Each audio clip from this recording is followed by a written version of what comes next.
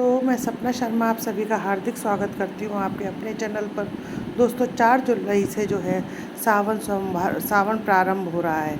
हम सभी बहनें जो है सोमवार का व्रत करती हैं, भोलेनाथ की पूजा आराधना करती हैं। उसके बाद में जो है सावन सोमवार की कथा सुनी जाती है। तो आज मैं आपके लिए सावन सोमवार की कथा लेकर के आई हूँ। अगर आप इस कथा को सुनते हैं तो पूजा का और भी कई गुना फल आपको प्राप्त होता है। तो आइए सुनते हैं सावन सोमवार की कथा। प्राचीन काल में एक धनी व्यक्ति था जिसके पास सभी प्रकार के धन दौलत एवं शोहरत थी, लेकिन दुर्भाग्य यह था कि उस व्यक्ति के कोई संतान नहीं थी।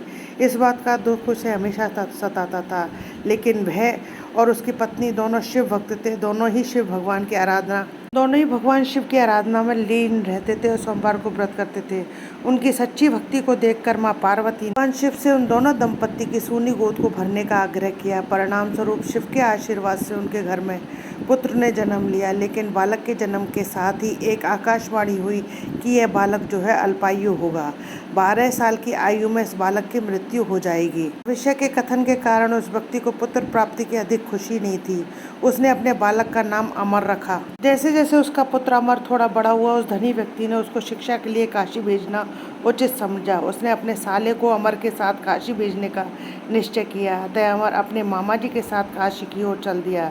रास्ते में उन्होंने जहाँ जहाँ विश्राम किया वहाँ ब्राह्मणों को दान दक्षिणा दी। इस तरह चलते चलते वे एक नगर में पहुँच गए जहाँ पर एक राजकुमारी के विवाह का समारोह हो रहा था। कुमारी का दूल्हा एक आंख से काना था, लेकिन यह बात दूल्हे के परिवार वालों ने राज परिवार से छिपा रखी थी। उन्हें इस बात का डर था कि अगर यह बात राजा को पता चल गई तो यह शादी नहीं होगी। इसलिए दूल्हे के घर वालों ने अमर से आग्रह किया कि झूठ मूठ का दूल्हा बन जाए, और अमर उनके आग्रह को नहीं कर सका। इस प्रकार उस राजकुमारी के साथ अमर की शादी हो गई।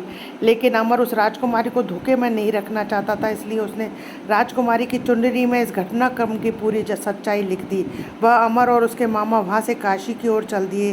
राजकुमारी ने जब अमर के उस संदेश को पढ़ा तब उसने अमर को ही अपना पति माना और काशी से वापस लौटने तक का इंतजार करने लगी। समय का पहिया आगे बढ़ता रहा। इधर अमर बहुत ही हमेशा धार्मिक कार्यों में लगा रहता था। वह भगवान शिव की आराधना करता था। जब अमर ठीक 12 साल का हुआ तब वह शिव मंदिरों में भोले बाबा को बेल पत्तियां चढ़ा रहा था। उसी समय यमराज उसके पास उसके प्राण लेने पधारे, लेकिन इससे पहले भगवान शिव ने अमर की भक्ति से प्रसन्न होकर उसे दीर्घायु होने का वरदान दे दिया था। परिणाम स्वरूप यमराज को खाली हाथ लौटना पड़ा। बाद में अमर काशी से पूर्ण शिक्षा प्राप्त करके अपनी पत्नी राजकुमारी के पास आया, जो उसका इंतजार कर रही थी। कुछ समय बाद वह अपनी पत्नी को अपने साथ अपने घर लेकर लौटा। उसे देखकर उसके माता पिता बहुत खुश हुए। तो ये मैंने सावन के सोमवार की कथा आपको सुनाई।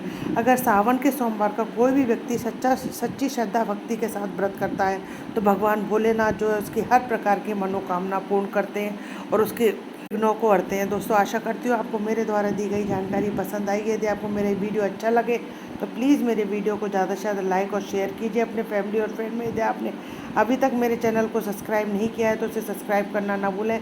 पास ही में बेल आइकन को दबाएं, जिससे मेरे आने वाले हर नए वीडियो का नोटिफिकेशन आपको मिल जाए। जय श्री कृष्णा। दोस्तों, राधे राधे। हिंदू धर्म, रीति रिवाज, कथा कहानी जानने के लिए मेरे चैनल पर बने रहने के लिए बहुत बहुत धन्यवाद। राधे राधे।